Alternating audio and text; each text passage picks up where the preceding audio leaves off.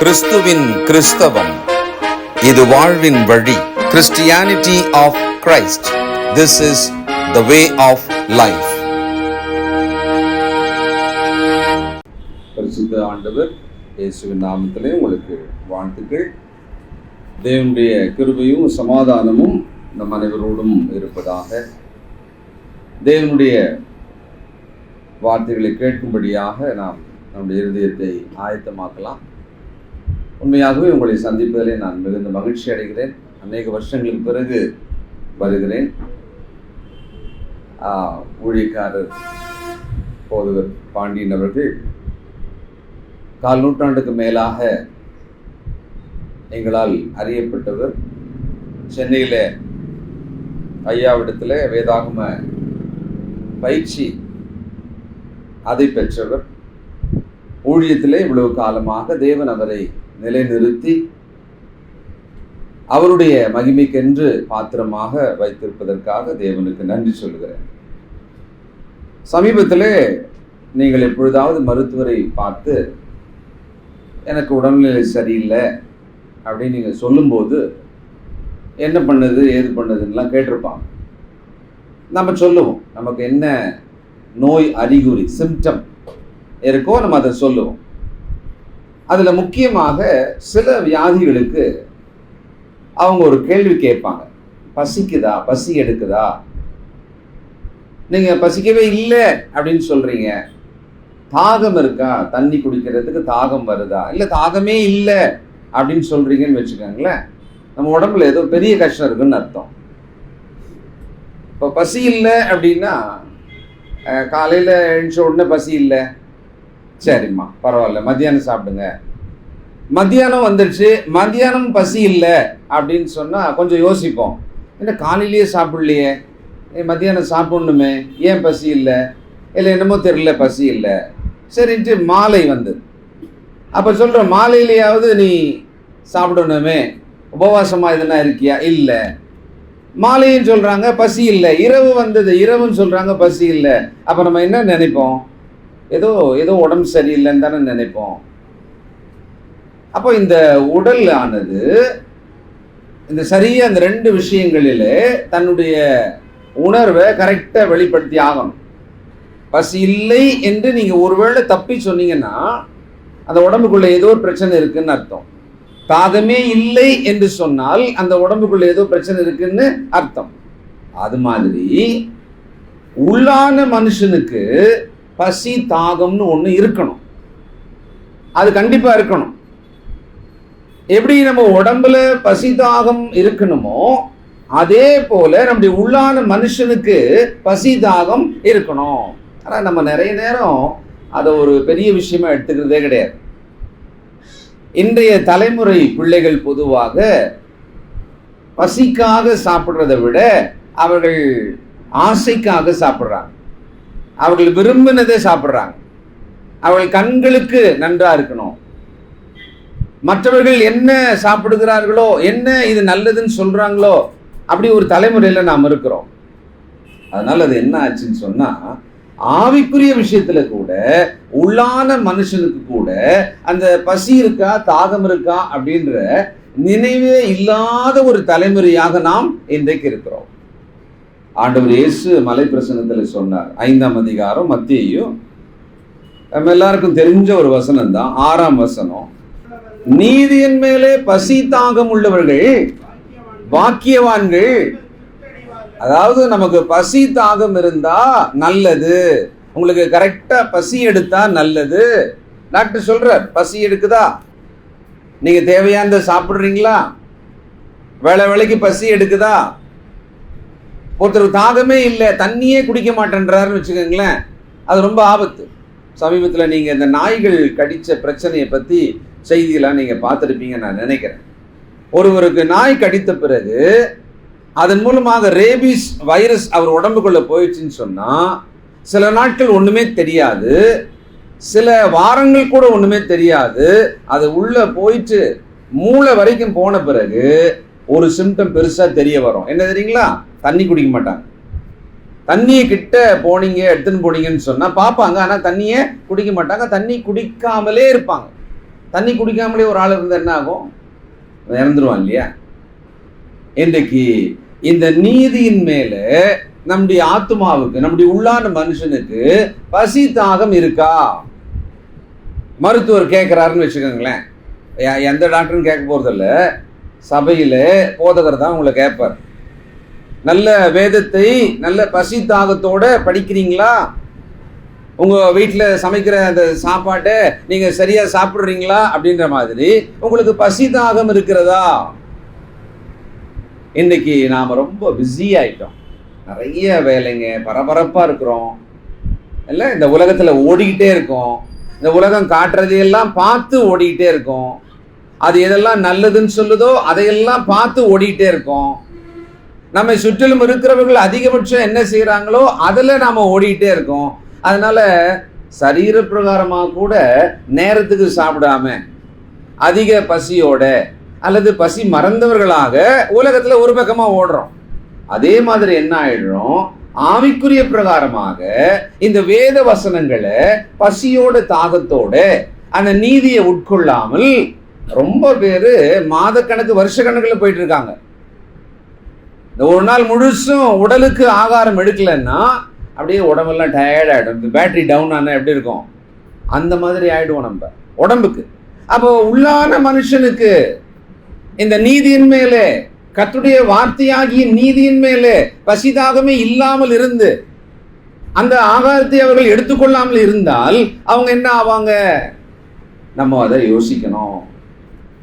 மிக அடிப்படையான உபதேசத்தை அங்கே நமது ஆண்டவர் சொன்னார், நீதியின் மேலே பசி தாகம். நீங்க அந்த மலை பிரசங்கத்தை பார்த்தீங்கன்னா இந்த நீதி என்பதை ரொம்ப முக்கியமா வலியுறுத்துவார். பாருங்க 10வது வசனம், மத்தேயு 5:10, நீதி நிமித்தம் துன்பப்படுகிறவர்கள் பாக்கியவான். நீதி நிமித்தம் துன்பப்படுகிறவர்கள். 20ஆம் வசனம், நீதியிலும் உங்கள் நீதி அதிகமாயிராவிட்டால் பரலோக ராஜ்யத்திலே பிரவேசிக்க மாட்டீர்கள். அப்போ தேவன் நீதின்னு சொல்றார். 6:33 ஞாபகம் இருக்கா? பார்க்காமலே சொல்லாமே. முதலாவது தேவனுடைய ராஜ்யத்தையும் அவருடைய நீதியை தேடுங்க. அப்போ அந்த மலை பிரசங்கத்துல ஆண்டவர் முக்கியமா சொல்றது என்னன்னா தேவனுடைய நீதியை. இப்ப தேவனுடைய நீதிக்கு பக்கத்துல எளிமையா ஒரு வார்த்தையை போடலாம்னா என்ன வார்த்தை போடலாம்? தேவனுடைய நீதி பக்கத்துல அதுக்கு ஈக்குவலா தேவனுடைய வார்த்தை, அவ்வளவுதான், சிம்பிள். தேவனுடைய நீதி அப்படின்னா பக்கத்துல இஸ் ஈக்குவல் டு தேவனுடைய வார்த்தை. அப்போ இங்க இருக்கிற நமக்கு நம்மளே ஒரு கேள்வி கேட்டுக்கலாம், இந்த தேவனுடைய வார்த்தையின் மேல எனக்கு சரியான பசி தாகம், ஆவல், ஆர்வம் இருக்கா? 10-9 கிறிஸ்தவர்களுக்கு அது இன்னைக்கு இல்லை. 10-9 கிறிஸ்தவர்களுக்கு இன்னைக்கு அது இல்லாம போச்சு. ரொம்ப கவலைக்குரிய ஒரு காலத்துல நாம் இருக்கிறோம். நான் உள்ளான மனுஷனை பட்டினி போடுகிற ஒரு காலத்துல நாம் இருக்கிறோம். இது மாதிரி ஞாயிற்றுக்கிழமை ஒருவேளை வருகிறவர்கள், வேத வகுப்புக்கு வருகிற கொஞ்சம் பேர், ஒரு சபையில 100 பேர் இருக்காங்கன்னா வேத வகுப்புக்கு 30 பேர் தான் வருவாங்க. உலகம் முழுசும் இருக்கிற ஒரு நம்பர் இது. ஆக்சுவலா 30% பேர் தான் வருவாங்க. நான் போகிற எல்லா இடங்களையும் நான் தான் பார்க்கிறேன். அப்படியானால் இந்த உடம்புக்கு நல்ல ஆகாரம் கொடுக்காம நாம பட்டினி போடுறோம்னு சொன்னா அதுக்குரிய விளைவை இந்த உடம்பு நமக்கு காமிச்சிரும். அந்த பலவீனத்தை அது காமிக்கும், பிறகு அது சுகவீனத்தை காண்பிக்கும். அதனால என்ன ஆகும்னா நம்ம செய்ய வேண்டியதை சரியா செய்ய முடியாம போயிடுவோம். இது அப்படியே உள்ளான மனுஷனுக்கு யோசனை பண்ணி பாருங்க. இந்த கர்த்தருடைய வார்த்தையின் மேல நமக்கான பசிதாக சரியா இல்லை, அதுக்கான ஆகாரத்தை நாம சரியா எடுத்துக்கல அப்படின்னா அந்த உள்ளான மனுஷன் பலவீனமாகுமா இல்லையா? எப்படி உடம்பாகுதோ அப்படித்தானே உள்ளான மனுஷனும் ஆகும், அது பலவீனமாகும். அது பலவீனம் ஆகிறது எப்படி தெரிஞ்சுக்கலாம் தெரியுங்களா? சின்ன சோதனைக்கும் விழுந்துருவோம். யாராவது சின்ன சின்ன சோதனைக்கே விழுந்துடுறாங்கன்னு சொன்னா அவங்க உள்ளான மனுஷன்ல எப்படி இருக்காங்கன்னு அர்த்தம்? ரொம்ப வீக்கா இருக்காங்கன்னு அர்த்தம். ஆக இன்னைக்கு நாமளே சோதிச்சு கேள்வி கேட்க வேண்டியது என்னன்னா, எனக்கு என்னுடைய ஆத்துமாவுக்கு தேவையான ஆகாரமாகிய இந்த தேவ நீதியின் மேல சரியான தாகமும் பசியும் எனக்கு இருக்கா? இல்லையா? அது மேல எனக்கு ஆவலே இல்லை, பைபிள்னாலே எனக்கு ஆவலே இருக்க மாட்டேங்குது, பைபிள் எனக்கு இன்ட்ரெஸ்டாவே இருக்க மாட்டேங்குது இப்பெல்லாம் அப்படின்னு சொன்னா, உங்க உள்ளான மனுஷன்ல ஏதோ ஒரு பெரிய வியாதி வந்து உட்கார்ந்து இருக்குன்னு அர்த்தம். ஒரு பெரிய வியாதி வந்து உங்க உடம்புக்குள்ள, உங்க ஆவிக்குள்ள உட்கார்ந்து இருக்கு. அதை நாம சரி செய்ய வேண்டும். அதுக்கு என்ன பண்ணணும்? மறுபடியும் அந்த ஆகாரம் தான் எடுத்துக்கணும். மறுபடியும் இந்த வேத வசனமாகிய ஆகாரத்தை தான் நம்ம உள்ள கொண்டு போகணும். சில வசனங்கள் வழியாக தேவன் நமக்கு சொல்லுகிற ஆலோசனை நாம கவனிக்கலாம். ஏன் ரொம்ப முக்கியமானது இந்த வேத நீதி, தேவனுடைய நீதி ஏன் அவ்வளவு முக்கியமானது அப்படின்னு சொன்னா, நம்ம இந்த உடம்புல வாழறோம், 70-80 வருஷம் வாழறோம், அதோட மண்ணுக்குள்ள போயிட்டு நம்ம வாழ்க்கை மொத்தமா முடியுதான்னா இல்லை. தேவன் நம்மளை படைக்கும் பொழுது பரலோகத்துக்கு உரியவர்களாகத்தான் படைச்சிருக்கிறார். நம்மள இந்த பூமியில தற்காலிகமா வாழுகிற மிருக ஜீவன்களை போல அவர் படைக்கல. நமக்கு தான் தெரியும் இல்லையா? ஆதியாகமத்துல முதல் 3 அதிகாரங்களை படிக்கும் பொழுது அதுல முக்கியமாக 1:27, 2:27 பார்க்கும்போது தேவன் நம்மளை எப்படி படைச்சாங்களா? தமது சாயலாகவும் தமது ரூபத்தின்படியும் தம்முடைய சுவாசத்தை நமக்கு கொடுத்து நம்மை ஜீவாத்மாவாக ஆக்கினாராம். பிரசங்கியில ஒரு வசனம் வாசிக்கலாம், 3ஆம் அதிகாரம் 11வது வசனம். ரொம்ப ஆச்சரியமா இருக்கும் பாருங்க அந்த வசனம். பிரசங்கி 3:11. அவர் சகலத்தையும் அதனதின் காலத்திலே நேர்த்தியாக செய்திருக்கிறார், உலகத்தையும் அவர்கள் உள்ளத்திலே வைத்திருக்கிறார். ஆதலால் தேவன் ஆதி முதல் அந்த மட்டும் செய்து வரும் கிரியையை மனுஷன் கண்டுபிடியான். தமிழ் மொழிபெயர்ப்புல ஒரு சின்ன மாற்றம் இருக்கிறது. இந்த இடத்துல உலகத்தை அவர்கள் உள்ளத்திலே அப்படின்னு இருக்கா இல்லையா? ஆனா மூல மொழியில அது அல்ல. ஆங்கிலத்துல கூட அப்படி இல்லை. இப்ப இங்கிலீஷ் பைபிள் இருந்தீங்கன்னா நீங்க பாருங்களேன், வேர்ல்டு அப்படின்னு இருக்காது, இட்டர்னிட்டி அப்படின்னு இருக்கும். நித்தியத்தை உங்கள் உள்ளத்துக்குள்ளே வைத்திருக்கிறார் அப்படின்னா என்ன அர்த்தம்னா, மனிதனே நீ இந்த உயிரோடு உடலோடு இந்த பூமியிலே வாழுகிற மற்ற ஜீவராசிகளை போல அல்ல, உன் இருதயத்துக்குள்ளே நித்தியத்தை வைத்திருக்கிறார். அப்ப நாம நித்தியமானவர்கள். நாம விரும்புறோமோ இல்லையோ நாம் நித்தியமானவர்கள். நாம பரலோகம் போனாலும் நித்தியமானவர்கள் தான், நரகம் போனாலும் நித்தியமானவர்கள் தான். ஏன்? அதுவும் பரலோக வாழ்க்கை போனா அதுவும் முடிவில்லாத வாழ்க்கை தான், நரக போய் விழுந்தாலும் அங்கேயும் என்னதான் அதுவும். அப்போ மொத்தமாவே நாம் யாரு? நித்தியமானவர்கள். அப்போ நாம் நித்தியமானவர்கள் ஆனதுனால இந்த பூமியில வாழும்போது இந்த உடலுக்கு தற்காலிகமாக ஆரோக்கியமாக கொஞ்ச காலம் வாழ்வதற்கு ஆகாரம் எப்படி அவசியமோ, மண்ணிலிருந்து விளைகிற ஆகாரம் எப்படி அவசியமோ, நல்ல கவனிங்க, இந்த மண்ணிலிருந்து விளைகிற ஆகாரம் இந்த மண்ணாகிய உடம்புக்கு அவசியம். அதுபோல நித்தியமான உள்ளான மனுஷனுக்கு விண்ணிலிருந்து பரலோகத்திலிருந்து வருகிற ஆகாரம் சாப்பிட்டாகணும். அந்த பரலோகத்திலிருந்து வந்த ஆகாரத்தை சாப்பிட்டாகணும். நான் ஆடு கோழி மாடு மாதிரி கிடையாது, மிருக ஜீவன்கள் மாதிரி கிடையாது. அது புல்லையும் இந்த பூமியில மண்ணில விளைகிறதையும் அது சாப்பிடும், சாகணும். அது ஆத்மா ஒன்ன இல்லாதது, அது ஒண்ணுமே இல்லாதது. அது ஆவி பிரிந்தால் மண்ணோடு மண்ணாக போய் ஒன்னும் இல்லாம போயிடும்.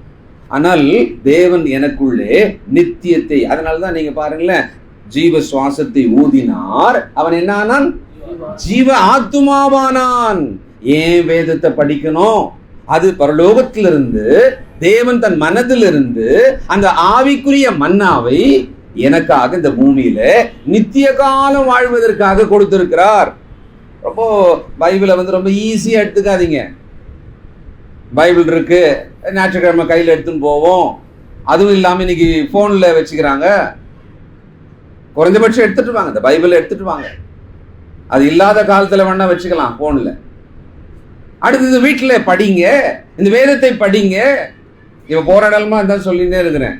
இந்த வேதத்தை படிக்கிற விஷயத்துல நாம் எல்லாம் நிமிஷங்கள் ஆயிட்டோம். ஆனா ஸ்கிரீன் பாக்குறோம் இல்லையா, பெரிய ஸ்கிரீனு, குட்டி சாத்தான் ஸ்கிரீனு, அதெல்லாம் என்ன ஆயிட்டோம்? மணி நேரங்கள் ஆயிட்டோம். ரொம்ப மணி நேரங்கள் தான் இல்லையா, மணி நேரங்கள் தான். இப்ப இது நியாயமா?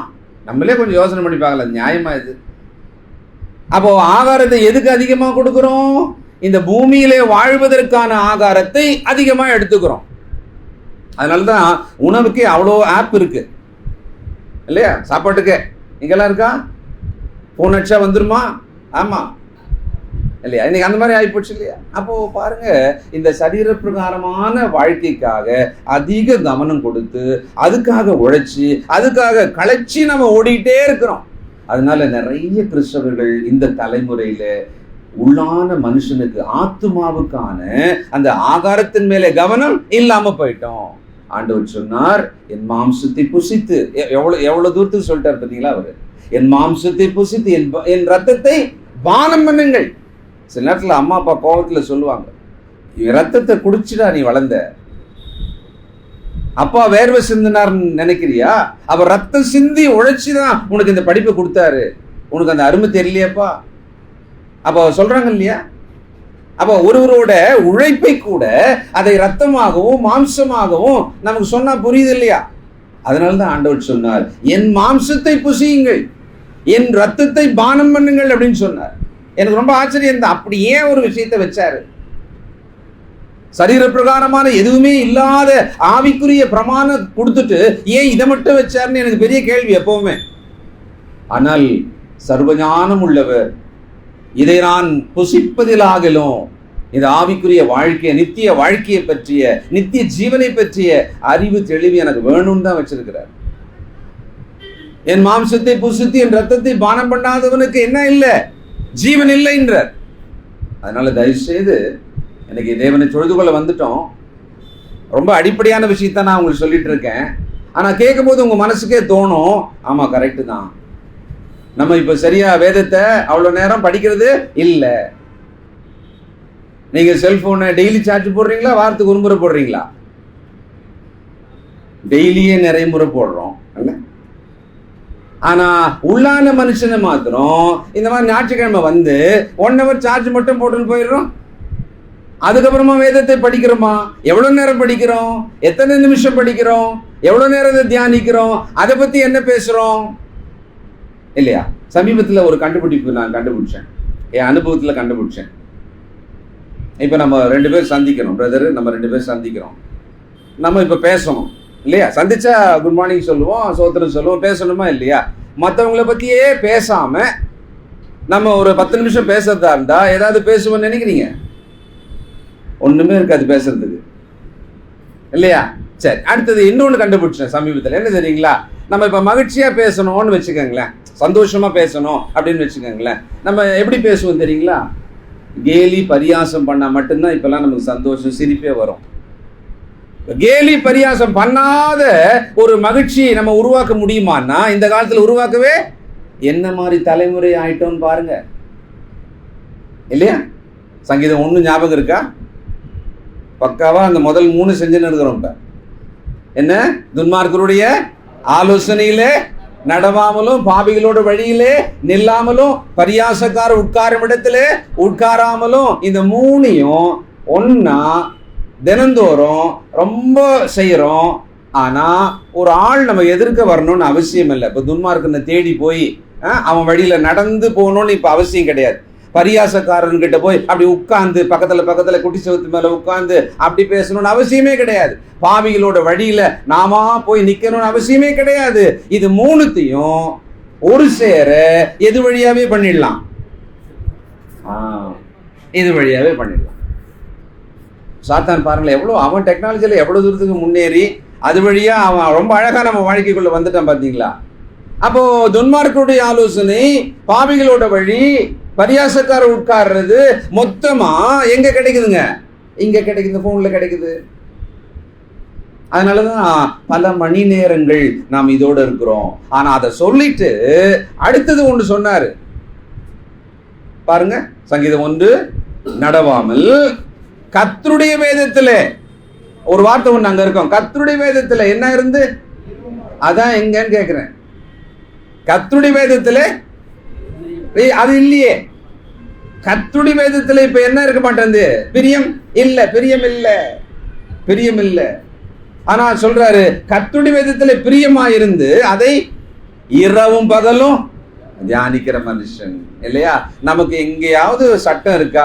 செல்போன்ல பிரியமா இருந்து இரவும் பகலும் அதை தன்னோடவே வைத்து கொண்டு இருக்கிறவன் அப்படின்னு எதனா இருக்கா? இல்ல. ஆனா அது எப்படி நம்ம வாழ்க்கைக்குள்ள வந்துடுச்சு? ஏன் தெரியுங்களா? அந்த முதல் 3 விஷயம் அதுல இருக்கு. அந்த முதல் 3 விஷயம் அதுல இருக்கு. ஆனா அதை நம்ம ரொம்ப பெருசா நினைக்கிறதே கிடையாது.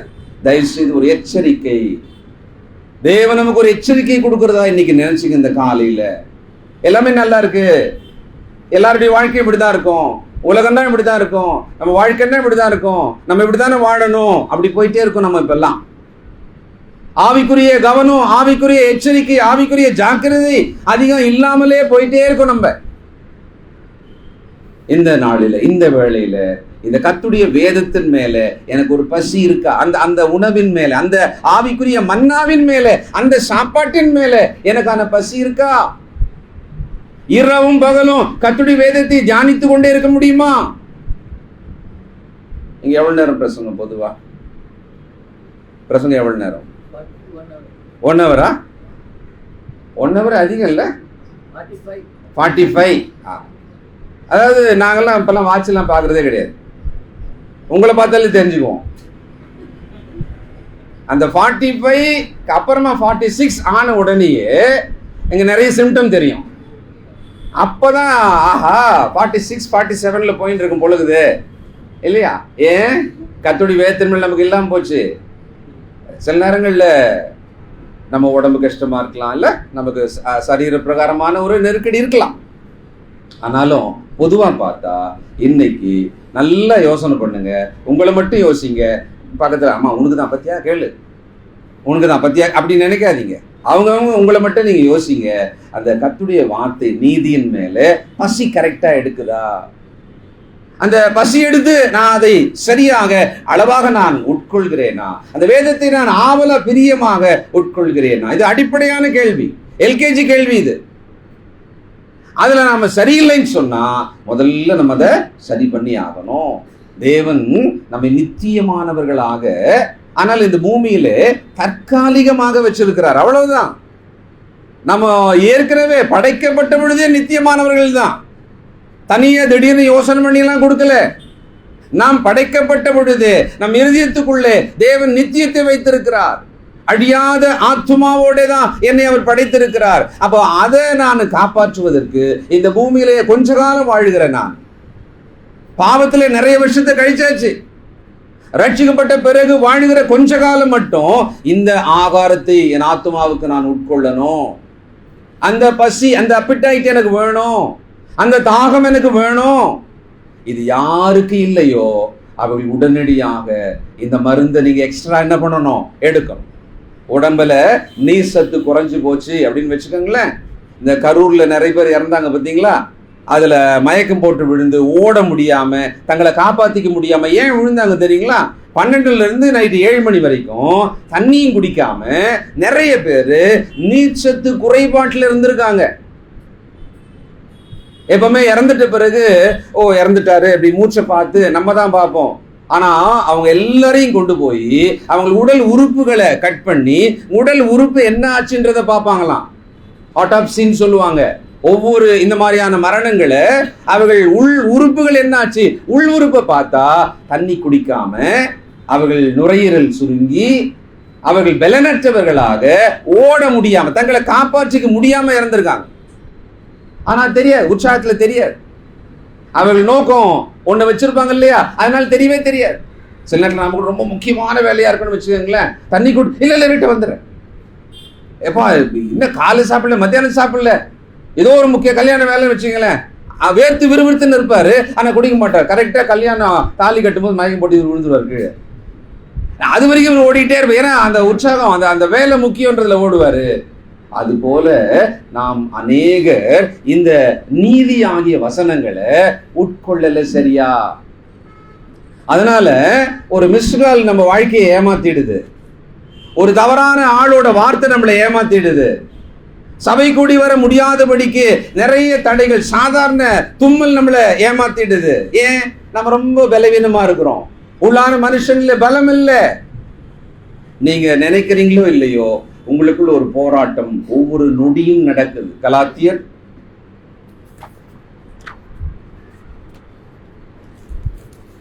5ஆம் அதிகாரம். நம்ம அதை பத்தி நினைக்கிறோமோ இல்லையோ, நமக்கு ஞாபகம் இருக்கோ இல்லையோ, அந்த போராட்டம் நடக்கிறது. கலாத்தியர் 5ஆம் அதிகாரம் 16, 17. சொல்லுகிறது என்னவென்றால், ஆவிக்கேற்றபடி நடந்து கொள்ளுங்கள். இது எந்த மாதிரியான ஆலோசனை தெரியுங்களா? இதை எழுதி வீட்டில் வைக்கணும். மாம்ச இச்சையை நிறைவேற்றாமல் நான் வாழ போறேன், நான் வாழணும்னு நான் விரும்புறேன், நான் என்ன செய்யணுங்களா? பதிலுங்க, ஆவிக்கேற்றபடி நடந்து கொள், அவ்வளவுதான். சரி, இது என்ன? இது ரெண்டு என்ன? இது கீழே அடுத்த வசனம் முக்கியமா பாருங்க. மாம்சம் ஆவிக்கு விரோதமாகவும் ஆவி மாம்சத்துக்கு விரோதமாகவும் இச்சிக்கிறது. நீங்கள் செய்ய வேண்டும் என்று இருக்கிறவர்களை செய்யாதபடிக்கு இந்த விரோதமா இருக்கிறது எங்க இருக்கு? நமக்குள்ள இருக்கு, எனக்குள்ளதான் இருக்கு, எனக்குள்ளதான் இருக்கு. எனக்குள்ளவே இந்த ரெண்டு விஷயம் என்ன பண்ணுதுங்களாம்? ஒவ்வொரு நொடியும் போராடிக்கிட்டே இருக்குதான். ஆனால் நமக்கே நல்லா தெரியும், ஒரு ஒரு ஒரு ரெஃப்ரியா, ஒரு அம்பையரா இருந்து நம்ம ரெண்டு விளையாட்டு வீரர்கள் சண்டை போட்டுட்டு இருக்காங்கன்னு வச்சுக்கோங்களேன். நடுவில் நம்ம இருந்து பார்த்துட்டு யார் ஜெயிச்சிருவாங்கன்னு சொல்றதா இருந்தா நம்ம யாரை சொல்லலாம்? மாம்சம் தான் ஜெயிக்குது. ஏன் தெரியுங்களா? அதுக்கு தான் நல்லா சோறு போட்டு பிரியாணி போட்டு வளர்க்குறேன் இல்ல, அதை தான் நல்லா வளர்க்குறேன், அதுக்கு நல்ல ஆகாரம் கொடுக்குறேன், அது சிந்தனைக்கு ஆகாரம் கொடுக்குறேன், அது நல்லா தேவனுக்கு விரோதமாக போகிறதுக்கெல்லாம் ஆகாரம் கொடுக்குறேன், வழி கொடுக்குறேன், எல்லா ஃபெசிலிட்டியும் என் மாம்சத்துக்கு கொடுத்துட்டே இருக்கிறேன். அது ரொம்ப ஸ்ட்ராங்கா வளர்ந்துருக்கிறது. என் ஆவி பலவீனமா இருக்கு, அதுக்கு சோறு போடுறது இல்லை, அதுக்கு தண்ணி கொடுக்கறது இல்லை, அது பலவீனமா இருக்கிறது. ரெண்டுத்துக்கும் போராட்டம் வரும் பொழுது எப்பவுமே என் உள்ளான மனுஷன் என்ன ஆகுதுங்களாம்? சோர்ந்து தோற்று போய் கொண்டே இருக்கிறது. ஏன்? ஆவிக்குரிய பிரகாரமாக ரொம்ப வருஷம் ஆனா கூட நிறைய பேர்கிட்ட கிறிஸ்தவ குணாதிசயமே வரல. ஞானஸ்தானம் எடுத்த உடனே கிறிஸ்து அவன், கிறிஸ்து அவள் அப்படின்னு பேர் வாங்கினவங்க நம்ம. ஆனா 20-30 வருஷம் ஆயிடுச்சு, ஆனா அவங்கள பார்த்தா கிறிஸ்தவளாவோ, அவன்லாம் கிறிஸ்தவனா அப்படின்ற மாதிரி இருந்தோன்னு சொன்னா நம்ம என்ன பண்ணலைங்க? நம்ம உள்ளான மனுஷனுக்கு வேண்டிய நல்ல ஆகாரத்தை கொடுத்து அது இந்த மாம்சத்தை வீழ்த்தும்படியாக அதை நாம் வலுவாக்கலன்னு அர்த்தம். சரி, என்னதான் பெருசா தப்பு பண்ணிட்டோம்? ஒன்றும் இல்லை, சோறு தண்ணி கொடுக்கல, நம்முடைய ஆத்மாவுக்கான ஆகாரத்தை கொடுக்கல, இவ்வளவுதான். நேற்றுக்கு முந்தானத்து பேப்பர்ல படித்தேன், அதிர்ச்சி ஆயிட்டேன். கர்நாடகாவில் ஒருத்தர் 7 வருஷமோ 8 வருஷமோ தெரியல, சொன்ன சிரிப்பீங்க, இன்ஜின் ஆயில் மட்டுமே குடிச்சு உயிரோடுகிறாராம். இன்ஜின் ஆயில் பேப்பர்ல பார்த்தேன், இந்து பேப்பர்ல பார்த்தேன். அதை அப்படியே போட்டோ எடுத்து பிரதர்ஸுக்கெல்லாம் அனுப்பிச்சேன். பாரியா, நம்ம என்னென்னமோ சாப்பிடணும்னு நினைச்சுன்னு போயின்னு இருக்கிறோம் இல்ல? இப்பெல்லாம் ஹோட்டலில் போனால் எந்த ஆயிலில் பண்றீங்கன்னு கேட்குறோம். ஆனா அவர் வெறும் இன்ஜின் ஆயில் மட்டுமே குடிச்சு உயிர் வாழ்ந்துக்கிறார். அப்ப என்ன தெரியுது? இதை தான் சாப்பிடணும், அதை தான் சாப்பிடணும்னு இந்த உடம்பை ரொம்ப கெட்டு வைக்கிறோம் இல்லையா? பண்றதெல்லாம் நம்ம தான், நம்ம இச்சை தான், நம்முடைய விருப்பங்கள் தான். அது எல்லாமே என்ன கிடைக்குதோ அதை மட்டுமே சாப்பிட்டு உயிர் வாழ்வதற்கான உடலை தான் மனுஷனுக்கு கடவுள் கொடுத்துருக்கிறார். ஈசல் சாப்பிட்டு வாழறாங்க, கடல்ல கிடைக்கிறத சாப்பிட்டு வாழறாங்க, காட்டுல கிடைக்கிற கிழங்கு சாப்பிட்டு வாழறாங்க, எத்தனையோ கோடி பேர் வாழறாங்க. சொல்ல போனா தினந்தோறும் 800 மில்லியன் பேர், 8 கோடி பேருக்கு மேல இந்த உலகத்துல பசியோட இருக்காங்களாம். 800 மில்லியன் பேரு உலகத்துல பசியோட இருக்காங்களாம். ஒரு 4 செகண்டுக்குள்ள உலகத்துல ஒருத்தர் பசியில சாகுறாங்க. 4 செகண்டுக்குள்ள ஒருத்தர் சாகுறாங்க, பசியில சாகுறாங்க. இந்த சரீரத்துக்கான ஆகாரத்தின் மேல உலகம் கவனமா இருக்குது, யோசிக்குது. ஐயோ, சாப்பாடு கொடுக்கணும், நம்ம கூட ஏழைக்கு சாப்பாடு கொடுக்கணும் நினைக்கிறோமே, நல்ல விஷயம், தர்மம் பண்ணுங்க, ஆகாரம் கொடுங்க, பசித்தவர்களுக்கு ஆகாரம் கொடுங்க. ஆனால் உங்கள் ஆத்துமாவை பசி பட்டினியாக போட்டு வேத வசனங்களை ஆகாரமாக எடுத்துக்கொள்ளாமல் நாம உள்ள மெலிந்திருக்கிறோமே, சோதனைக்கு தப்ப முடியாமல் இருக்கிறோமே. நம்மை பற்றி, நம்முடைய ஆத்மாவை பற்றி நாம சிந்திக்கணும். ஏன்னா தினந்தோறும் நம்ம நினைக்கிறோமோ இல்லையோ நம்ம உடம்புக்குள்ள ஒரு போராட்டம் நடக்கிறது. மாம்சம் ஆவிக்கு விரோதமாக, ஆவி மாம்சத்துக்கு விரோதமாக. காலையில 5 மணிக்கு எழுந்துச்சு நான் ஜெபம் பண்ண போறேன். ஏன்னா ஈவினிங் ஒரு பிரசங்கம் கேட்டீங்க, அப்ப பிரசங்கியார் சொல்லிட்டாரு, அதிகாலைல எழுந்துருங்க, அதிகாலைல கர்த்தரை தேடுங்க, அதிகாலைல நீங்க ஜெபம் பண்ணணும் அப்படி. நாளைக்குன்னு பார்த்தா உங்களுக்கு வேற பர்த்டே. உடனே உற்சாகமா என்ன பண்றீங்க, 5 மணி. நீங்க வழக்கமா 7:30 எழுந்திருக்கிறோம், நீங்க 7:30, அதாவது 7:30 மணிக்கு எழுந்திருக்கிறவங்க. ஆனா அன்னைக்கு நைட்டு உற்சாகத்துல என்ன பண்ணிட்டீங்க, 5 மணிக்கு எழுந்திருப்பேன். அன்னைக்கு தான் நீங்க 8:30 எழுந்திருப்பீங்க. ஏன்னா பழக்கமே இல்லைல்ல, சும்மா ஒரு விருப்பம் தான், ஒரு விருப்பம், அவ்வளவுதான். எத்தனை பேர் ஜனவரிக்கு முடிவெடுத்தோம்? எத்தனை நாள் தாங்கச்சுங்க? 4 நாள் தாங்காதான் இல்லையா? 4 நாள் தான். 4 நாள் தாண்டிட்டீங்கன்னா நீங்க நிச்சயமா பெரிய ஆள் தான். ஆனா கர்த்தருடைய வேதத்தை விட்டு தூரமா போவதற்கு சாத்தான் இன்னைக்கு எல்லா வசதியும் நமக்கு செஞ்சு கொடுத்துருக்கான், எல்லா வசதியும் பண்ணி கொடுத்துருக்கான். சின்ன டிவிலாம் பத்தல இப்பெல்லாம் இல்லையா? இன்னும் பெருசா, இன்னும் பெருசா. ஏன்னா நாம் கர்த்தருடைய வேதத்தை விட்டு விலகுவதற்கு சாத்தான் என்னெல்லாம் செய்யணுமோ அதையெல்லாம் நமக்கு ரொம்ப சுலபமா செஞ்சுட்டே இருக்கான். தேவனுடைய வார்த்தை உங்களுக்கு தெரியும், ஆனா நீங்க கீழ்ப்படிய கூடாது. நீங்க தேவனுடைய வார்த்தையை தெரிஞ்சுக்கிறதுல சாத்தான் பிரியப்படவே மாட்டான். அது அவனுக்கு பிரச்சனையே கிடையாது, பிரச்சனையே கிடையாது. அதுல உங்களுக்கு தடுக்கவே மாட்டான். நீங்க கேளுங்க, நீங்க எவ்வளவு வேணாலும் கேளுங்கன்னு சொல்லி விட்டுருவான். ஆனால் ஒரு நாள் திடீர்னு வருவான், அந்த டைம் உங்களோட பேசுவான். ஏவாளை போல என்ன பண்ணிடுவான், உங்களை கவிழ்த்துருவான், உங்களை வஞ்சிப்பான். அந்த தேவனுடைய வார்த்தையை கேட்காத மாதிரி சாத்தான் தடுத்தானா? இல்ல, கேட்டாங்க, இந்த அம்மா கேட்டாங்க. அந்த சர்வம் கேட்ட பொழுது பதில் கூட கரெக்ட், இதான் சொன்னார் அப்படின்னு கூட சொல்லிட்டாங்க. ஆனா அதுக்கப்புறமா ஒரு சின்ன மாற்றம் பண்ணி கொடுத்துட்டான், அவர் விழுந்து போனாங்க. அப்ப நம்ம கர்த்தருடைய வார்த்தையை கவனமா படிக்காமலே இருக்கிறோன்னே வச்சுக்கோங்களேன், நம்ம இன்னும் எவ்வளவு மோசமான நிலைமையில இருப்போம் இல்ல? தயவுசெய்து நீதியின் மேலே பசிதாக நமக்கு தேவை. தேவன் நீதி உள்ளவர். அவருடைய பிள்ளைகளாக நாம் எப்படி இருக்கணும்? நீதியா தான் இருக்கணும். அந்த பசி தாகம்னா என்ன தெரியுங்களா? அதுக்கு ஒரு உதாரணம் சங்கீதக்காரன் சொல்றார் பாருங்களேன். சங்கீதம்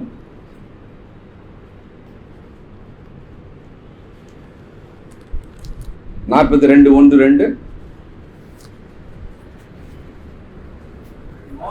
மானானது நீரோடைகளை வாஞ்சித்து கதறுவது போல, நீரோடைகளை, தாகம், அதுக்கு ரொம்ப தாகம் ஓடிட்டே இருக்குது, ரொம்ப தாகம் எடுக்குது, நீரோடைய தேடிக்கிட்டே இருக்கிறது. அந்த நீரோடைய வாஞ்சித்து ஆசையா உயிரை போல அது என்ன பண்ணுதுங்களாம், தேடுகிறது போல.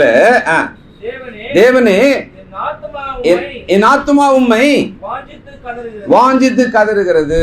இப்போ இன்னைக்கு மனிதர்கள் இங்க எப்படின்னு தெரியல, நீங்க பதில் சொன்னா நான் தெரிஞ்சுக்குவேன். ஒரு குறிப்பிட்ட உணவின் மேல அதிகமான வாஞ்சை இந்த தலைமுறைக்கு. அது என்ன உணவு? ஒரு குறிப்பிட்ட உணவு, அதை சொல்லிட்டா போதும், கண்ணெல்லாம் பிரைட் ஆயிடுது, முகத்துல அப்படி ஒரு சிரிப்பு வருது. டைம் பிரச்சனையே கிடையாது. இரவு 1 மணினா கூட பரவாயில்ல, விடிய காலம் 2-3 மணினா அப்படி ஒரு உணவுன்னு சொன்னா என்ன உணவு? இல்ல பிரியாணி இல்லையா? நான் ஒரு 5 வருஷமா சாப்பிட்றதே கிடையாது. ஏன்னா என்ன பார்க்காதீங்க, நான் சிரிச்சா நான் சாப்பிட்றதே கிடையாது. அப்போ சரி, அந்த பிரியாணி பிடிக்கும்ன்றதுல எந்த பாவமும் கிடையாது. ஆனா நைட்டு 1 மணிக்கும் 2 மணிக்கும் போய் பேய் மாதிரி ரோட்ல நின்று சாப்பிட்றது இருக்குல்ல, அதை மட்டும் நீங்க யோசனை பண்ணி பாருங்க. அது சரியான்னு மட்டும் பாருங்க, அது மட்டும் சரியான்னு பாருங்க. சரி, என்ன ஆவலா இருக்குல்ல, ரொம்ப ஆவலா இருக்குல்ல. அப்ப அந்த ஆவல் இந்த கர்த்தருடைய வேதத்தின் மேல இருக்கா? இருந்ததுன்னா விட்டுறேன், இருந்ததுன்னா பரவாயில்ல, நீங்க போங்க 1 மணிக்கு போய் சாப்பிடுங்க. ஆனால் அந்த சரீர ஆகாரத்தின் மேல மருத்துவர்கள் சொல்றாங்க வேணான்றாங்க. அந்த மாதிரி வேண்டாம், உங்க உடம்பு கெடுதல். இப்ப நல்லா இருக்கும், 30 வயசுக்கு மேல நிறைய கஷ்டம் வரும், நிறைய வியாதி வரும், எல்லா எச்சரிக்கையும் கொடுக்குறாங்க. ஆனாலும் அதை தாண்டி நம்ம ஏன் போறோம்? எனக்கு ரொம்ப வாஞ்சியா இருக்கு, எனக்கு ரொம்ப இஷ்டமா இருக்கு, அப்படித்தானே போறோம். ஆனால் இந்த வேதத்தின் மேல என்னாச்சு? அந்த ஆவல், அந்த வாஞ்சை இல்லை. ஒருவேளை நான் பேசிட்டே இருக்கும் பொழுது நீங்க உணர்றதா இருந்தா உங்கள் மனதுக்குள்ள ஒரு மனமாற்றம், ஒரு தீர்மானம் எடுக்கணும். தேவனே, அது உண்மைதான், எனக்கு புரியுது. டாக்டர் சொல்ல சில சிம்டம் இருக்கா அப்படின்னா நம்ம கவனிக்காம இருந்திருப்போம். அப்ப சொல்லும் போது நமக்கு தோணும், அப்ப நம்ம பயப்படுவோம்ல, யோசிப்போம்ல, நான் இனிமேல் இதை எடுத்துக்க மாட்டேன், நான் இனிமேல் இது வேண்டாம், கரெக்டு தான். சொல்ல நான் இவ்வளோ நாள் இப்படி பண்ணிட்டேன், இப்போ எனக்கு உடல் உறுப்புல இவ்வளோ டேமேஜ் ஆகிப்போச்சு, அதனால நான் இனிமேல் இதெல்லாம் நான் இப்ப எனக்கு ரொம்ப ரொம்ப எச்சரிக்கை, எனக்கு புரியுது. அது மாதிரி நாம் இந்த நீதியின் மேல பசிதாகம் இல்லாமல் இருப்போமானால் இன்றைக்கு இந்த வேளையில அந்த பசிதாகம் எனக்கு வேணுமே, அது ஏன் இல்லாம போச்சு? கொஞ்சம் யோசிக்கணும். நம்ம தேவன் நீதி உள்ளவர், அவரிடத்திலே அவர் அநீதியே இல்லாதவர், சுத்த கண்ணராக இருக்கிற சர்வமும் நீதி உள்ளவர். அவர் நீதி ரொம்ப ஆச்சரியமான நீதி. என் பாவத்துக்காக தன் மகனை சிலுவையிலே பலி கொடுத்தது நீதி. அந்த நீதியை நான் வாசித்து என் ஆத்மாவுக்கு ஆகாரம் போல அந்த வசனங்களை எடுத்துக்கொண்டு நான் அதில் வாழணும், என்றென்றைக்கும் வாழணும், நித்தியம் அவரோடு போய் வாழணும்னு இருக்கும்போது நான் அதை எடுத்துக்கலன்னா எப்படி? அது நான் அதை எடுத்துக்கணுமே. எனக்கான ஆகாரத்தை இலவசமா கொடுத்துருக்குற இந்த வேத புத்தகத்தை கையில் எடுத்துன்னு போக கூடாது. நிறைய நாடுகள் இதை கையில ஓப்பனா வைக்கவே கூடாது. நிறைய நாடுகள் இதை வாசிக்கவே கூடாது. இப்படி கூடவே கூடாது. ஆனால் நம்ம பாருங்களேன், எனி டைம் இல்ல ஆளுக்கு ஒண்ணு இருக்கா, ஆளுக்கு ஒண்ணு இருக்கு. நம்ம பேர் போட்டு ஒரு புது பைபிளை அதுவும் ரொம்ப காஸ்ட்லியா கொடுத்தா நம்ம எப்படி சந்தோஷப்படுறோம்ல? ஓ நல்லா இருக்கு, ஓ கோல்டு போட்டிருக்கு, ரொம்ப விலை எவ்வளோ, 1000 ரூபாய்க்கு மேல, ஓ ரொம்ப சந்தோஷமா இருக்கு. ஆனா என்ன புண்ணியம்? அதை வாசிச்சு ஒரே வருஷத்துல அது பழசாயிட்டு இன்னொன்னு வாங்கணும். ஒரு சிலர் 4 நூற்றாண்டுகளாம் பைபிள் வச்சிருப்பீங்க, வச்சிருக்கிறது தப்பு இல்லை, பழகலையே. அது எடுத்து அது பழகல இல்ல. சிலருடைய செல்போன் கவர் பார்த்தீங்கன்னு சொன்னா பயங்கரமா இருக்கும். அவ்வளவு வியாதியும் அந்த செல்போன் கவர்ல இருக்கும், பவுச்சில் இருக்கும். ஆனா அதை கூட மாத்திரணும்ல.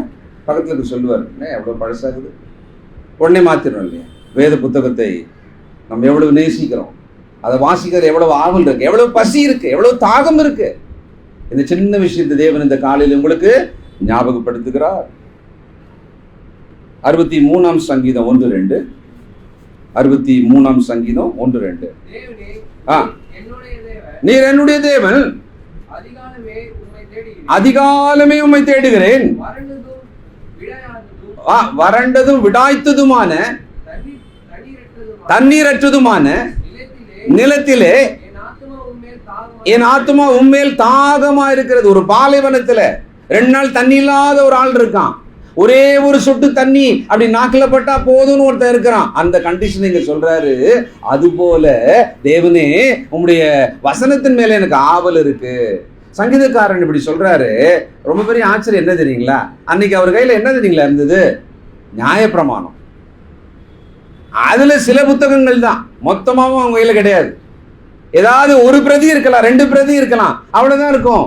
அங்கே தேவனுடைய கிருபை, தேவனுடைய அன்பு, ஆண்டவர் இயேசுவோட பலி, இது எதுவுமே கிடையாது அந்த காலத்துல. மிருக பலி, மிருக ரத்தம் மட்டும்தான் இருந்தது. அதுக்கே அவர் சொல்றாரு, அப்படியே மான் போல ஆவலா இருக்கேன், வறண்ட நிலத்திலே தாகத்துக்கு ஒருத்தன் தேடுற மாதிரி நான் நம்முடைய வேதத்திலே ஆவலா இருக்கேன். அது எப்படி அவருக்கு அவ்வளவு ஆவல் வந்ததுன்னு எனக்கு தெரியல. எப்படி தெரியல வந்தது? அவருக்கு தேவன் மேல ரொம்ப பெரிய அன்பு வந்துச்சு. அந்த தேவன் மேல ரொம்ப அன்பு வந்ததுனால அவர் எழுதின எதன் மேலே அவருக்கு என்ன இருக்கிறது? அன்பு இருக்கிறது. நேற்றுக்கு மாலை ஒரு கூட்டத்துக்கு போயிருந்தேன். 2 பிள்ளைகள், அண்ணன் தங்கச்சி. அண்ணனுக்கு என்ன வயசு இருக்கும்? 10 வயசு இருக்குமா? ஒரு 10 வயசு இருக்கும். 8 வயசு தங்கச்சின்னு வச்சுக்கீங்களேன். ஒரு எல்லோ கலர் சார்ட், அதுல அவங்க ஹேண்ட் ரைட்டிங்ல எனக்கு ஒரு வாழ்த்து எழுதி அவங்க வீட்டில் நுழையும் போது கொடுக்குறாங்க. வாங்கி உள்ளே போயிட்டேன், பிரித்து பார்த்தேன். இந்த பக்கம் ஒரு 5 லைனு தங்கச்சி எழுதியிருக்கு, ஒரு 10 லைனு தம்பி எழுதியிருக்கான். உங்களை எனக்கு ரொம்ப பிடிக்கும் அங்கிள், உங்களை மாதிரி நானும் ஒரு ப்ரீச்சர் ஆகணும், தாத்தா ப்ரீச்சரை நான் எப்போவுமே டிவியில் அப்படியே எழுதியிருக்கிறான். அதில் அவன் என்னை பற்றி என்ன தெரியும் அவனுக்கு? அவனால் என்னை பற்றி என்ன புரிஞ்சிக்க முடியும்? ஒன்று அம்மா சொல்லியிருப்பாங்க, அப்பா சொல்லியிருப்பாங்க. இதை எழுதி என் கையில் கொடுத்துட்ட உடனே, அந்த எழுத்து படித்த உடனே எனக்கு எவ்வளோ சந்தோஷமாச்சு தெரியுங்களா? ஏன் தெரியுங்களா? அந்த பிள்ளைகளோட அந்த மனசுக்குள்ள இருந்து, அந்த கையில இருந்து எனக்காக எழுதப்பட்ட அந்த வரிகள், அவங்கள நான் ரொம்ப நேசிக்கிறதுனால இது எனக்கு ரொம்ப வேல்யூவா தெரியுது. அதை பத்திரமா வீட்டில் வச்சிருக்கேன். அது 10 வயசு பசங்க அப்படி எழுதி கொடுத்தது அப்படின்னு தூக்கி போட்டுடலாம். ஆனால் அந்த பிள்ளைகளோட அன்பு எனக்கு தெரிஞ்சது பார்த்தீங்களா? அதனால அந்த எழுத்து எனக்கு ரொம்ப வேல்யூவா தெரியுது. அப்போ இந்த வேதம் யாருக்கு ரொம்ப வேல்யூவா தெரியும், முக்கியமா தெரியும்னா தேவனோட அன்பு யாருக்கு புரியுதோ அவங்களுக்கு தான் இந்த வேதம் வேல்யூவா தெரியும், மதிப்பா தெரியும். சரி, உதாரணத்துக்கு பழைய ஏற்பாட்டு காலத்துல தேவனுடைய அன்பை ஒருத்தர் புரிஞ்சுக்கணும்னா கடைசியா பெருசா அவங்க எதை வச்சா புரிஞ்சுக்கலாம்? ஒரு யுத்தத்துல காப்பாத்தினது, அவங்க உயிரை காப்பாத்தினது, இல்லை அப்படித்தானே புரிஞ்சுக்க முடியும். ஆனா இன்னைக்கு கிறிஸ்துவுக்குள்ள இருக்கிற நமக்கு தேவனுடைய அன்பை புரிந்து கொள்வதற்கு எந்த காலத்திலும் இல்லாத பெரிய ஒரு சாட்சி இருக்கிறது இல்லையா?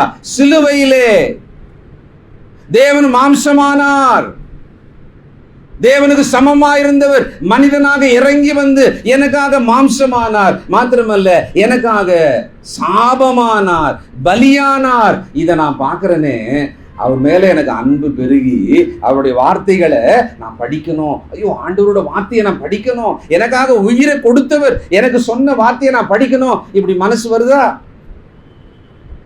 இது இல்லைன்றதுதான் ஆபத்து, இது வரலன்றதுதான் ஆபத்துங்க. நம்ம எவ்வளவு தூரத்துக்கு மிக மோசமான இருதயம் உள்ளவர்களா இருக்கிறோம்ல. இன்னைக்கு பிள்ளைகளுக்கு தாய் அன்பு புரியல, தகப்பன் அன்பு புரியல, அதனால அவங்களுக்கு ஆட்டோமேட்டிக்கா என்ன ஆகும்? தேவ அன்பும் புரியல. அதனால தாய் தகப்பனோட வார்த்தையும் உதாசீனம் பண்ணிடுவாங்க, தேவனுடைய வார்த்தையும் உதாசீனம் பண்ணிடுவாங்க.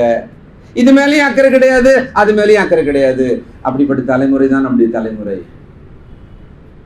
ஆக பெரியவங்க, வயதானவங்க, வாலிபர், கிறிஸ்துக்குள்ள ஞானஸ்தானம் பெற்ற ஒவ்வொருவரும் மீண்டும் நம்மை புதுப்பித்துக் கொள்ள வேண்டும். புதுப்பித்துக் கொண்டு எதை செய்யணும்? எல்கேஜில போயிட்டு பிள்ளைங்க என்ன செஞ்சாங்க? எழுத்து கத்துக்கினாங்கல்ல, எழுத்து எழுதி பார்த்தாங்கல்ல, அது போல கர்த்தருடைய வேதத்தை வாசிக்க, அந்த வாசிக்க நேரத்தை, தியானத்தை அதிகரிக்க அந்த சின்ன பேசிக் ஸ்டெப் எடுத்தா போதும். மாயையை பார்த்துக்கிட்டே இருக்கும், உலக பொய் மாயைகளையே பார்த்துக்கிட்டே இருக்கும், காட்சிகளை பார்த்துக்கிட்டே இருக்கும், நம்முடைய ஆத்மாவுக்கு பிரயோஜனம் இல்லாததையே மணிக்கணக்கில் பார்த்துக்கிட்டே இருக்கும். அது உள்ள வந்து என்ன செய்யும்? உங்கள் மாம்சத்துக்கு தீனி போடுறோம்,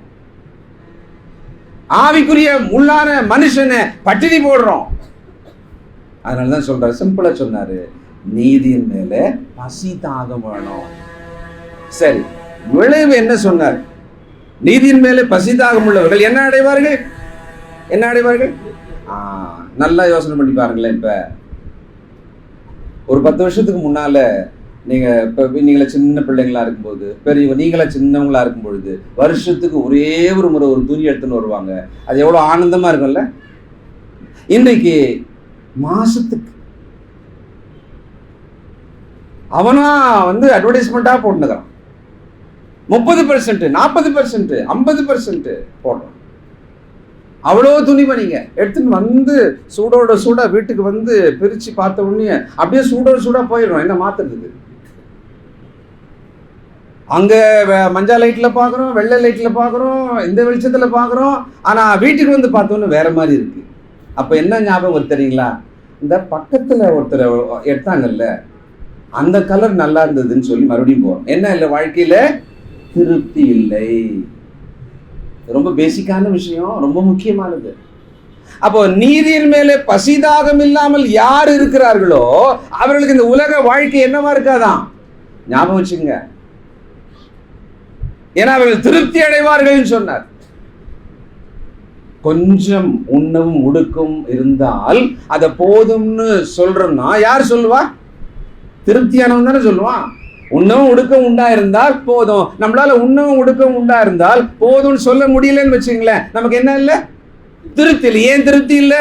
நமக்கு இந்த நீதியின் பசிதாகம் இல்லை. இவ்வளவுதான் பேசிக்கான விஷயம். தயவுசெய்து கர்த்தருடைய வார்த்தையை வாசிக்கிறத அதிகரிங்க, நேரத்தை அதிகரிங்க, தியானிக்கிறத அதிகரிங்க. ஃபோன் போடுங்க, ஃபோனில் பேசுங்க, பைபிள் எடுத்து வச்சுக்கோங்க, நீங்கள் படித்த போர்ஷன் எடுத்து படிங்க, அதை எடுத்து சொல்லுங்கள், பக்கத்தில் சொல்லுங்கப்பா இந்த வசனம் படித்தேன், இந்த பாரு எப்படி இருக்குது பாரு, இந்த வசனம் பாரு எப்படி இருக்குது, இந்த வார்த்தை எனக்கு எப்படி இருக்குது. ஒரு 10 நிமிஷம் பேசுங்க. பேசிட்டு அதுக்கப்புறமா அன்னைக்கான தகவலை பேசுங்களேன். ரொம்ப ஷார்ட்டாக பேசிட்டு வைப்போம். நீங்கள் ட்ரை பண்ணி பாருங்க. நம்ம சகோதரிக்கு ஃபோன் பண்ணும்போது ஒரு வசனத்தை முதல்ல சொல்லிட்டு பேசுங்க பார்க்கலாம். தப்பா பேசலாமா இல்லையா? ட்ரை பண்ணுங்க. ஏன்னா நாளைக்கு நடப்பது நமக்கு தெரியாது. நாளைக்கு நம்ம 2 பேர்ல யாராவது ஒருத்தர் உயிரோடு இல்லைன்னு வச்சுங்களேன், நான் கடைசியா பேசின அந்த வசனம் அவங்களுக்கு பிரயோஜனமா இருக்கும்ல, நான் பேசுறேன்ற திருப்தி எனக்கு இருக்கும் இல்ல. இன்னைக்கு 2 மணி நேரம் பேசுறோம், என்ன பேசுறீங்கன்னு கேட்டா என்ன பதில் சொல்றீங்க? சும்மா பேசிட்டு இருந்தேன் இல்லையா? இன்னைக்கு அப்படித்தான் பேசிட்டே இருக்கோம். ஆத்மாவுக்கும் சரீரத்துக்கும் பிரயோஜனம் இல்லாததை பேசுகிறோம், அதிகமாக பிறரை பற்றியே பேசுகிறோம், அதிகமாக பரியாசமே பேசுகிறோம். இன்னைக்கு அப்படிதான் ஆயிட்டோம் நம்ம. ஏன்? இந்த இருதயத்துக்குள்ள இருக்கிறதா வாய் பேசும், அதான் உள்ள இருக்கு, அதான் உள்ள இருக்கு. அப்ப அதான வாயில வரும். கர்த்தருடைய வேதத்தை வாசிங்க. கர்த்தருடைய வேதத்தை வாசிக்க முடியாதபடிக்கு உங்கள் மனம் இருக்குமானால், அந்த தாகம் அந்த பசி இல்லைன்னு சொன்னா, சாத்தான் தன்னுடைய வலைக்குள்ள நம்மளை கரெக்டா வச்சிருக்கிறான்னு அர்த்தம். அங்கிருந்து வெளியில வரணும்னு சொன்னா மீண்டும் இந்த வேதத்தை எடுத்து அதை நம்ம கண்டிப்பா என்ன பண்ணணும்? வாஷ் ஆகணும். இந்த தேவனுடைய வசனம் வல்லமையானது, நம்ம உயிர்ப்பிக்க கூடியது, பாதைக்கு வெளிச்சமா இருக்கும், கண்களுக்கு தெளிவு தரும், ஞானம் தரும். சங்கீதம் 19 7-10 வசனங்கள் வாசிக்கிறோமா இல்லையா? இந்த கர்த்தருடைய வசனம் என்னதான் பண்ணும்னா இவ்வளவு பண்ணும். இன்னைக்கு படிப்பு சரியா வரலையா? பைபிளை படிங்க, படிப்பு நல்லா வரும். கெட்ட குணாதிசயங்கள் மாறணுமா? பைபிளை படிங்க, நல்ல குணாதிசயம் வரும். பெரோயா பட்டணத்தாருக்கு என்ன வந்ததுங்களா? நாடோறும் கர்த்தருடைய வசனத்தை அவர்கள் காரியம் இப்படி இருக்கிறதா என்று தியானித்தார்களாம். அவர்கள் என்ன ஆயிட்டாங்களாம்? நற்குணசாலிகள் ஆயிட்டாங்களாம். ரொம்ப சிம்பிள், ரொம்ப சிம்பிள். தேவன் நமக்கு ரொம்ப எளிமையான கட்டளை தான் கொடுத்துருக்கிறாரு. நமக்கு என்னன்னா அது எளிமையா இருந்தாலே இளக்காரமா இருக்கும். நம்மளுக்கு எளிமையா இருந்தாலே அதை இளக்காரமா விட்டுரும். 100 ரூபா தான் இந்த சேலை அப்படின்னு நான் கொடுத்தேன்னா வாங்கி பார்ப்பீங்க, அப்படி இழுத்து பார்ப்பீங்க. அதே சேலையை இன்னொரு டைம் கலர் மாற்றி 3000 ரூபா அப்படின்னு ஒன்று அப்படியே மெதுவாக வாங்குவீங்க இல்லை? ஏன்னா நம்ம மைண்ட் அப்படி ஆகிப்போச்சு. இப்போ அதே சேலை தான், ஆனால் நான் சொல்றதை சொல்லும்போது என்ன பண்ணுறோம்? நம்ம அதை அப்படி நினச்சிக்கிறோம். நம்ம இன்னைக்கு உலகம் நம்மளை அப்படி தான் ஏமாத்திட்டு இருக்கு. அதனால தயவுசெய்து கர்த்தருடைய வார்த்தைக்கு உங்களை ஒப்பு கொடுக்குறேன். ரொம்ப சாதாரண எளிமையான அடிப்படை விஷயத்தை தான் உங்களுக்கு சொல்லியிருக்கேன். நீங்கள் கேட்கணுன்றது தேவனுடைய தீர்மானம், நான் சொல்லணுன்றது எனக்கு கொடுக்கப்பட்ட வேலை. இதில் நானும் உத்தரவாதி என்பதும் பொறுப்பாளி என்பது எனக்கும் தெரியுது. அதனால் கர்த்தருடைய வேதத்தை நேசிப்போம். தேவனுடைய வார்த்தை இந்த பூமியில் இருக்கிற எந்த வார்த்தையை விட வல்லமையானது. வானம் பூமியெல்லாம் படைச்சது வார்த்தையினால தான். அதை நம்ம கையில் கொடுத்துருக்கிறார். எவ்வளவு வேல்யூவானதுன்னு சொன்னா, படைக்கக்கூடியது, நம் வாழ்வின் ஆசீர்வாதங்களை படைக்கும் வல்லமை கொண்டது இந்த கர்த்தருடைய வசனம். அநேக வாக்குத்தத்தங்கள், இந்த ஜீவனுக்கும் இனிவரும் ஜீவனுக்குமான வாக்குத்தத்தங்கள். பைத்தியம் போல இந்த வேதத்தை படிங்க. ஏன்னா உலகத்துல பைத்தியம் போல போயிட்டு இருக்கோம். இந்த வேதத்தை படிங்க, அதிகமா படிங்க. சேலஞ்ச் பண்றேன். Increase the reading of your Bible time. Increase பண்ணிக்கிட்டே இருங்க. ஒரு பெரிய மாற்றம், மனதுக்குள்ள ஒரு பெரிய மாற்றம். சோதனை எல்லாம் வரும், தடையெல்லாம் வரும், தாண்டி போங்க. தேவன் ஒரு பெரிய சமாதானத்தை நமக்கு கொடுப்பார். God bless you. தேவன் உங்களை ஆசீர்வதிப்பாரா.